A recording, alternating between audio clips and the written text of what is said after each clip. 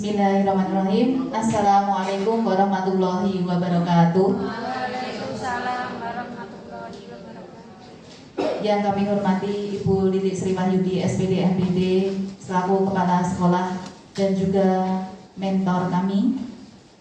Yang kami hormati pula Bapak Ibu Guru dan karyawan SMP Negeri 20 Surakarta yang berbahagia. Pertama-tama marilah kita panjatkan puji syukur kehadirat Allah Subhanahu wa taala sehingga pada sore hari ini kita masih diberi kesehatan, diberi nikmat iman sehingga kita masih bisa melaksanakan kewajiban-kewajiban kita. Baiklah Bapak, Ibu Guru, serta karyawan yang kami hormati, pada kesempatan ini akan kami seminarkan, yaitu judulnya Upaya Pengelolaan Sampah Plastik melalui Program Bank Sampah Rompulska di SMP Negeri 20 Surakarta, yang akan disampaikan oleh Ibu Linda Ayuniarawati SPD. Sebelum acara dimulai, terlebih dahulu kami bacakan susunan acaranya. Yang pertama adalah pembukaan, yang kedua adalah paparan hasil laporan orientasi pengenalan nilai dan etika pada instansi pemerintah bagi P3K di SMP Negeri 20 Surakarta. Kemudian yang ketiga tanya jawab, dan yang keempat adalah penutup. Baiklah, untuk meninjau acara yang pertama, marilah kita buka acara pada sore hari ini dengan berdoa menurut agama dan keyakinan kita masing-masing. Berdoa mulai. Selesai. Baiklah, untuk menyingkat waktu, langsung saja kita akan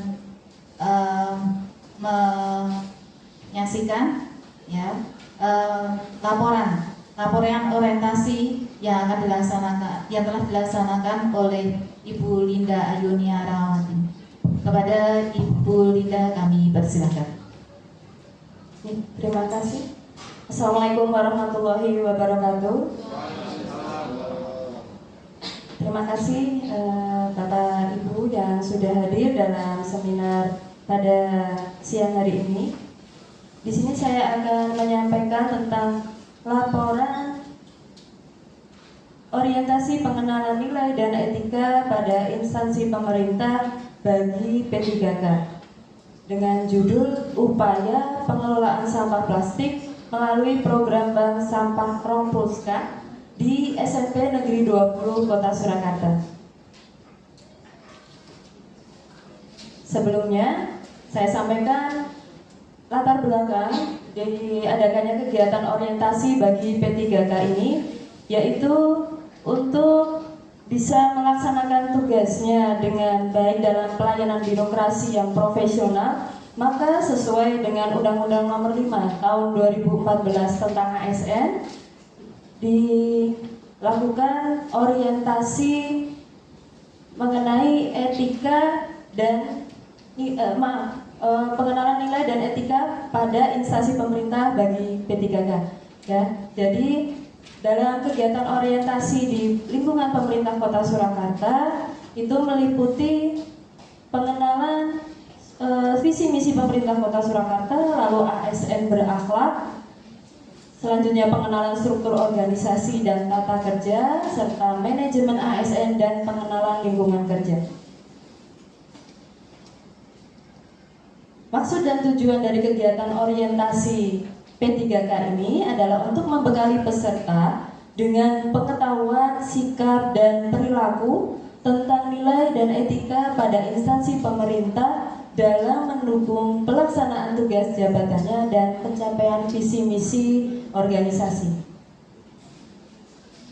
Selanjutnya, untuk waktu pelaksanaan orientasi P3K ini berlangsung dari tanggal 3 September sampai dengan tanggal 30 September 2024. Tempat pelaksana orientasi di unit satuan kerja SMP Negeri 20 Kota Surakarta.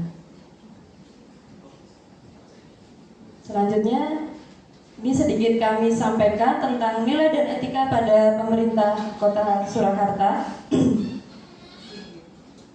Yang pertama saya sampaikan di sini visi misi dari pemerintah Kota Surakarta, yaitu mewujudkan Surakarta sebagai kota budaya yang modern, tangguh, gesit, kreatif, dan sejahtera.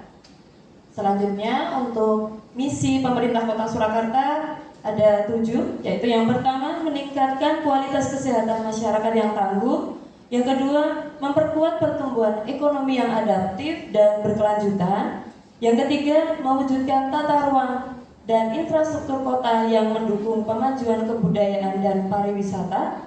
Lalu yang keempat, meningkatkan kualitas dan daya saing pemuda dan masyarakat umum di bidang pendidikan, ekonomi, seni budaya, dan olahraga. Selanjutnya yang kelima, mengembangkan tata kelola pemerintahan dan pelayanan publik yang gesit dan kolaboratif berlandaskan semangat gotong royong dan kebinekaan. Misi yang keenam, mewujudkan kemakmuran dan kesejahteraan bersama warga kota yang berkeadilan dan inklusif. Lalu yang terakhir, mewujudkan daerah yang kondusif dan kerukunan antar umat beragama dalam tata kehidupan bermasyarakat yang saling menghormati.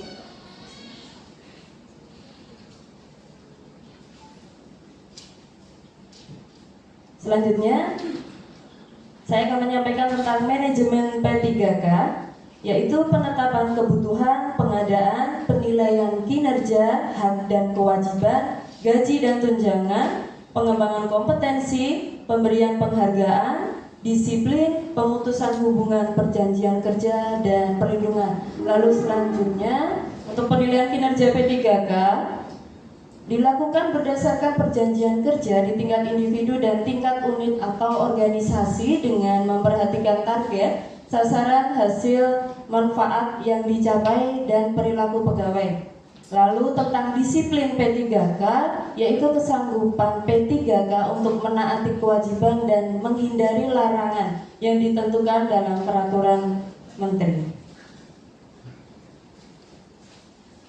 Selanjutnya, yaitu tentang nilai dan etika organisasi. Kita mulai dari Dinas Pendidikan Kota Surakarta.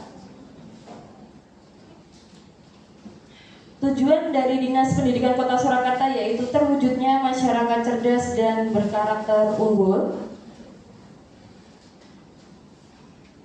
Untuk visi dari Dinas Pendidikan yaitu terwujudnya layanan pendidikan yang bermutu dan paripurna. Selanjutnya untuk misi dari Dinas Pendidikan Kota Surakarta, yang pertama yaitu meningkatkan keterjangkauan dan perluasan layanan pendidikan yang bermutu dan paripurna. Lalu meningkatkan keterjangkauan dan perluasan layanan pendidikan yang paripurna. Dan yang ketiga, meningkatkan sumber daya aparatur yang membidangi pelayanan.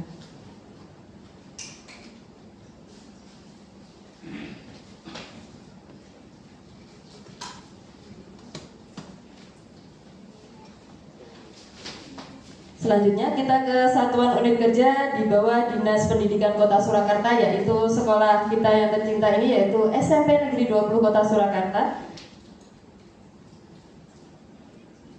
Yang pertama, visi dari SMP Negeri 20 Kota Surakarta yaitu terwujudnya sekolah yang berkarakter, berprestasi, dan berbudaya kreatif dengan berwawasan IMTA, IPTEK, dan lingkungan hidup.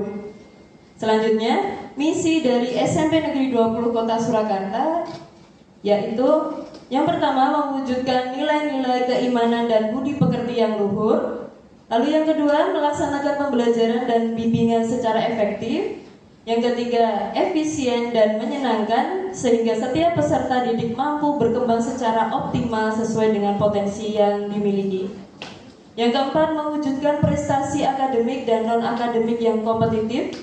Yang kelima, menumbuhkan budaya kreatif secara intensif kepada seluruh warga sekolah. Yang keenam, memberdayakan lingkungan sekolah sebagai media pembelajaran. Yang ketujuh, menciptakan lingkungan hidup yang bersih, sehat, rapi, indah, dan mencegah kerusakan lingkungan. Yang kedelapan, memanfaatkan teknologi informasi dalam pembelajaran dan manajemen sekolah. Yang kesembilan, menerapkan disiplin waktu dan disiplin kerja. Yang terakhir, yang ke-10, menerapkan manajemen partisipatif dengan melibatkan seluruh warga sekolah dan komite sekolah.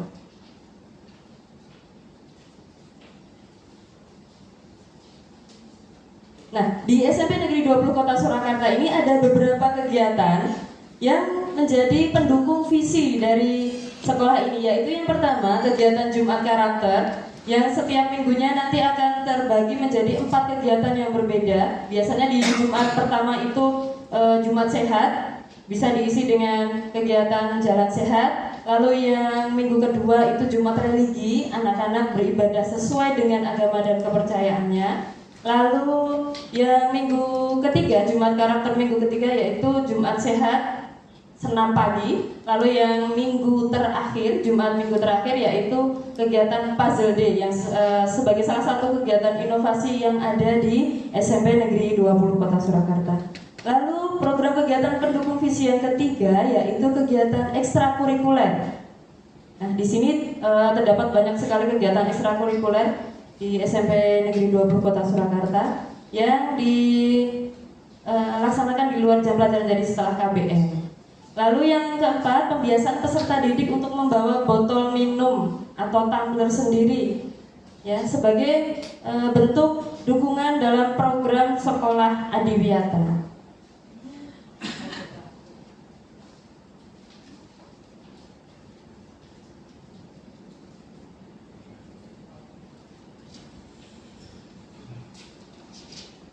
Nah, selanjutnya, di sini saya akan menyampaikan tentang rencana dan hasil kerja P3K. Di sini saya mengangkat tentang isu masih banyaknya jumlah sampah plastik di lingkungan sekolah SMP Negeri 20 Kota Surakarta. Lalu kurang maksimalnya pembiasaan peserta didik membawa botol minum atau tumbler sendiri. Selanjutnya, beberapa kantin mungkin masih menyediakan makanan atau minuman dengan kemasan plastik, dan pemilahan serta pengolahan sampah plastik yang mungkin belum maksimal. Jadi masih terdapat sampah-sampah plastik yang belum terkelola dengan baik.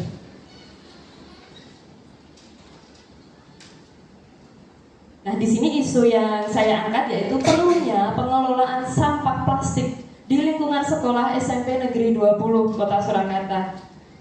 Nah, gagasan yang saya angkat yaitu juga sebagai judul dari laporan orientasi saya, yaitu pengelolaan sampah plastik melalui program Bank Sampah Rompulska di SMP Negeri 20 Kota Surakarta. Nah, tahapan-tahapan kegiatannya yang pertama yaitu observasi atau pengamatan awal. Di sini dilakukan pengamatan atau observasi untuk mengetahui seberapa banyak jumlah sampah plastik yang ada di lingkungan sekolah ini. Jadi mungkin anak-anak juga masih ada yang belum membawa botol atau tumbler sendiri, jadi masih membeli botol air mineral atau mungkin membeli makanan yang diwadahi cup plastik. Nah, itu masih banyak sekali terdapat di lingkungan sekolah ini. Lalu selanjutnya merencanakan program, yaitu dengan berkoordinasi dengan kepala sekolah, guru, karyawan, serta peserta didik untuk ikut terlibat dalam program Bank Sampah Rompulska. Selanjutnya tahap sosialisasi, yaitu memberikan penjelasan terkait teknis program Bank Sampah Rompulska kepada tim kader terlebih dahulu, ya, nanti dimulai dari pembentukan tim, ya. Tim adiwiyata sudah pernah terbentuk. Nah, tinggal ini melanjutkan programnya saja. Untuk teknis Bank Sampah Rompulska, yaitu yang pertama, petugas Bank Sampah Rompulska itu terdiri dari 2 orang guru atau karyawan yang masuk ke dalam tim adiwiyata dan 2 orang kader yang kemarin mungkin sudah masuk ke Pokja pengelolaan sampah. Lalu selanjutnya, setiap kelas menyiapkan minimal 2 tempat sampah untuk memilah sampah plastik. Nah, untuk sampah plastik nanti disendirikan.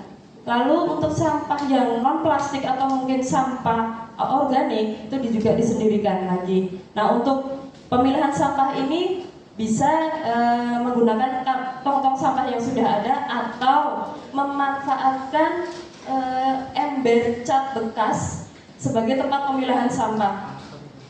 Selanjutnya, setiap hari peserta didik melakukan pembiasaan, jadi membiasakan diri untuk membuang sampah sesuai dengan jenisnya. Jadi di sini karakter yang kita tanamkan ya Bapak Ibu. Lalu nanti di hari Jumat, sampah plastik yang sudah terkumpul dibawa ke tempat khusus. Jadi kita siapkan tempat khusus untuk bank sampah. Jadi untuk tempat menimbang sampah yang di sana sudah ada petugas dari kader bank sampah untuk menimbang dan mencatat hasil timbangan sampah plastik yang dibawa tadi ke dalam buku tabungan. Jadi setiap kelas nanti teknisnya kita berikan buku tabungan bank sampah. Jadi hasil timbangannya berapa kita catat di buku tiap kelas yang mereka bawa itu, lalu juga dicatat di buku induk bank sampah sekolah. Jadi kita punya datanya juga. Nah, kalau sudah terkumpul, sampah plastik itu dibawa atau diangkut dengan dibawa ke pengumpul sampah yang mungkin sudah nanti bekerja sama dengan pihak sekolah. Jadi sudah ada yang menampung sampah-sampah plastik tersebut. Nah, sampah plastik tersebut dijual, hasil dari penjualan tadi dijadikan satu terlebih dahulu. Nah, untuk pembagian uang hasil penjualan sampah plastiknya bisa dibagikan, mungkin biar agak terkumpul banyak uangnya, jadi di akhir semester. Jadi 6 bulan sekali hasil penjualan itu bisa kita bagikan ke setiap kelas sesuai perolehan berat sampah tiap harinya. Seperti itu. Jadi gambarannya. Nah, untuk pembagian hasil penjualannya ini teknisnya seperti ini. Misal 10% dari penjualan itu digunakan untuk bank sampah. Jadi untuk biaya operasional. Lalu yang 90% kita kembalikan ke siswa. Jadi misal 1 kilonya mungkin 3.000. Nah, nanti yang 10%-nya diambil untuk pengelolaan sekolah, pengelolaan bank sampah sekolah. Lalu kalau sudah nanti di akhir semester bisa dibagikan ke setiap kelas. Nah, untuk teknis sudah disosialisasikan, nanti tinggal pelaksanaan program bank sampah Rompuskas sesuai teknis yang sudah dijelaskan tadi. Selanjutnya nanti setiap bulan dilakukan pemantauan atau evaluasi terhadap pengelolaan bank sampah Rompuskas. Jadi agar transparan pengelolaan keuangannya. Nah, ini beberapa dokumentasi kegiatan dari anak-anak yang mengumpulkan sampah plastik. Lalu sampahnya ditimbang dan dicatat.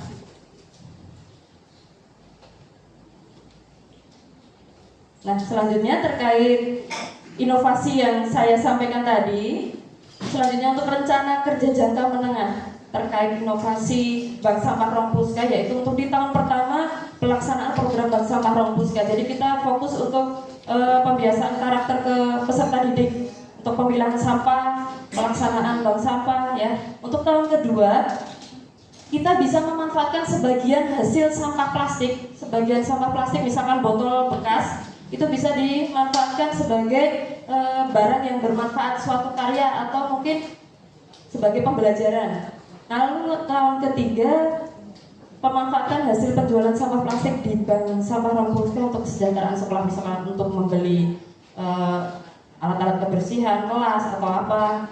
Lalu yang di tahun keempat kita bisa melakukan studi banding atau studi tiru ke sekolah-sekolah lain yang mungkin sudah melaksanakan pemilahan sampah, pengelolaan sampah yang memiliki inovasi-inovasi, bisa kita kunjungan ke sana. Lalu untuk tahun kelima yaitu pengelolaan sampah yang berkelanjutan. Jadi tidak hanya sebentar sudah dilaksanakan habis itu berhenti. Nah, saya harapkan di sini nanti bisa berkelanjutan untuk seterusnya. Nah, dari inovasi yang saya sampaikan tadi, kesimpulannya, jadi sampah plastik yang ada di lingkungan SMP Negeri 20 Surakarta ini bisa terkelola dengan baik, ya. Jadi walaupun mungkin dari segi pengurangan sampah plastik dan membawa tumbler sendiri sudah cukup, mungkin sebagian anak masih mau membawa tumbler, tapi mungkin sebagian lagi masih belum mau membawa. Jadi kita kelola dengan cara seperti ini semoga mungkin sampah plastik yang masih ada itu bisa terkelola dengan baik. Lalu untuk saran-sarannya, semoga program ini bisa terus berkelanjutan dan bisa membawa manfaat di sekolah ini sebagai program pendukung sekolah adiwiyata. Mungkin pemaparan materi laporan orientasi saya cukupkan sekian. Waktu saya kembalikan kepada Ibu Bupati. Ya baik, terima kasih. Aplaus untuk Bu Linda.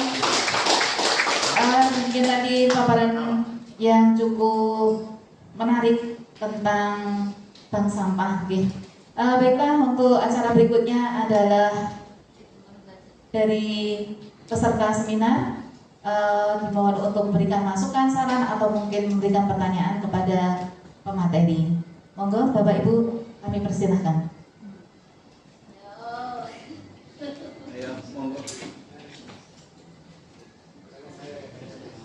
Bapak Suhari, monggo Pak Hari pindah ke depan. Tombol ngantuk.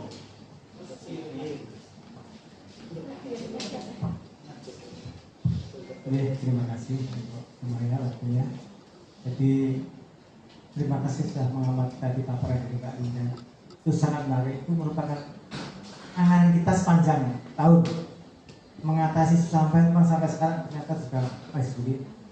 Karena memang perlu kerjasama antara sekolah dengan kantin. Jadi sudah dipaparkan panjang lebar. Tentu itu nanti mudah-mudahan bisa terlaksana tahap demi tahap.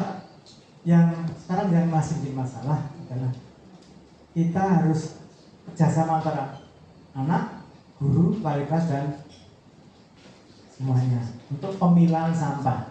Karena sampah itu ada dua, ada sampah organik dan anorganik.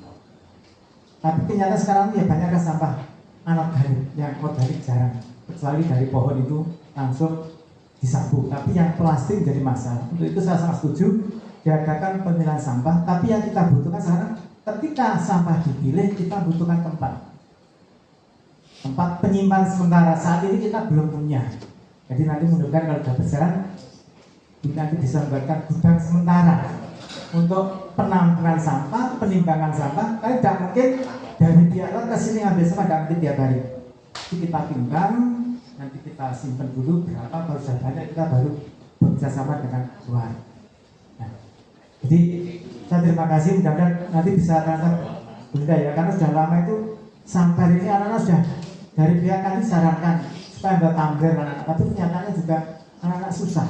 Karena memang kantin yang merasa kalau tidak bisa menjual es ya merasa rugi. Waktu saya kontrak, anak nggak buat tumbler, terpaksa saya menjual es dengan plastik yang sangat sekali pakai. Padahal kan menurut dari Adiwiyata kita dilarang untuk menjual makan atau minum dalam bentuk bungkus sekali pakai.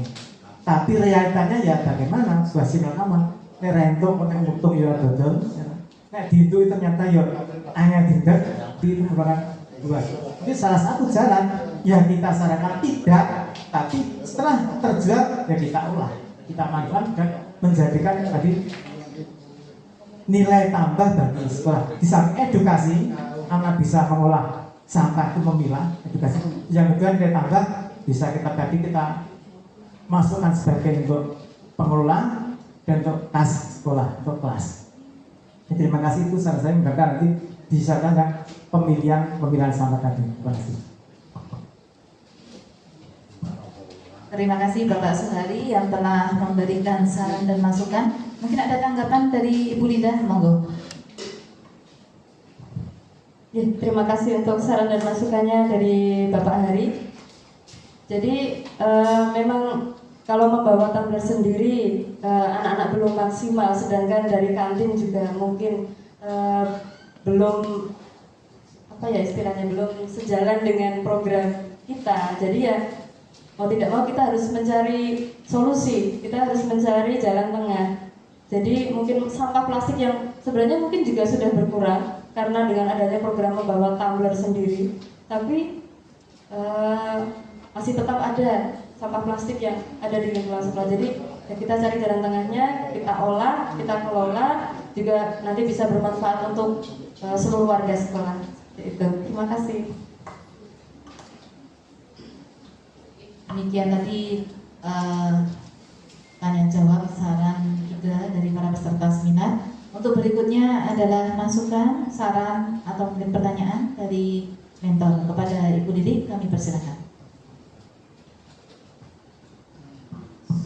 Oke, terima kasih Bu Linda sudah memaparkan dan sudah mengangkat isu yang ada di SMP Negeri 2 Surakarta. Yang akan saya sampaikan itu yang pertama, coba diamati misinya. Misinya itu ada 9 atau ada 10.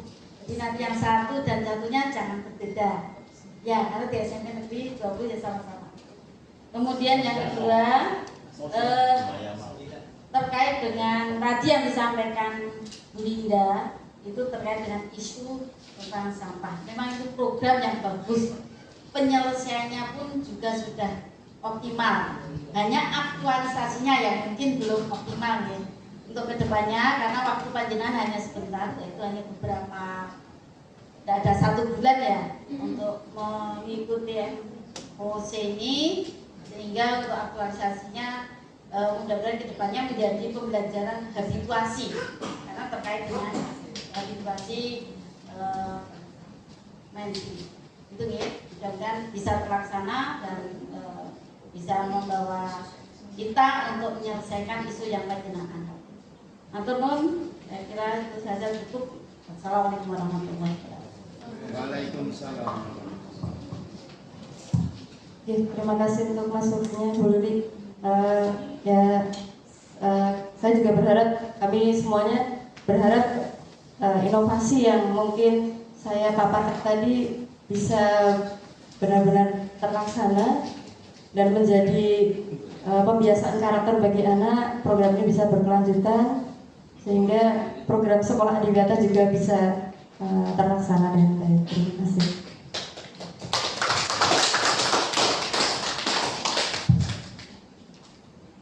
Baik, Bapak Ibu sekalian, demikian tadi paparan dan juga tanya jawab tentang seminar hasil ini. Baiklah, menginjak acara yang terakhir adalah penutupan. Marilah acara kita pada sore hari ini kita tutup dengan berdoa menurut agama kita masing-masing. Berdoa mulai.